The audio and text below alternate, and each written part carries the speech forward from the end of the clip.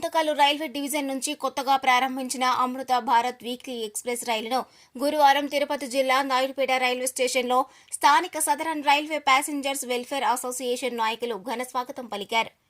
Association నాయకులు southern railway డిఆర్యూసీసీ సభ్యుల విజ్ఞప్తి మేరకు కొత్తగా ఏర్పాటైన అమృత భారత్ రైలు నాయుడుపేటలో స్టాపింగ్కు అనుమతులు ఇవ్వడంపై వారు సంబంధిత శాఖల అధికారులకు కృతజ్ఞతలు తెలిపారు.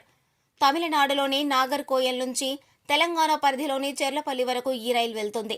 కొత్తగా వేసిన అమృత భారత్ రైల్ తమిళనాడు, ఆంధ్రప్రదేశ్తో పాటు తెలంగాణ రాష్ట్రాలను కలుపుతూ పలు రైల్వే స్టేషన్లో ఆగుతుందని అసోసియేషన్ నాయకులు వెల్లడించారు.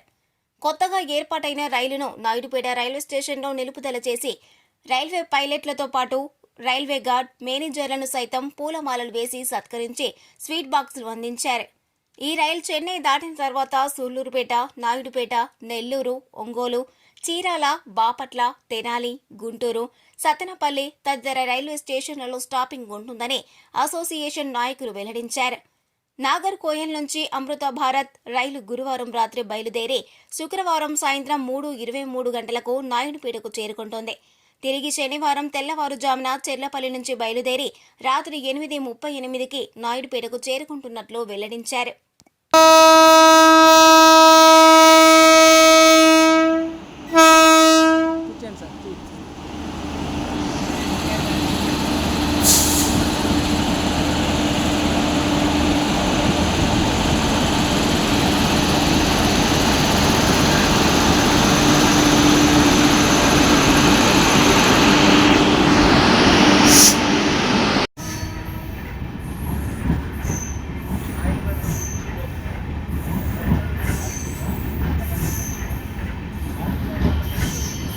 बाजू अच्छा बाजू का जाओ सर करो हाँ करो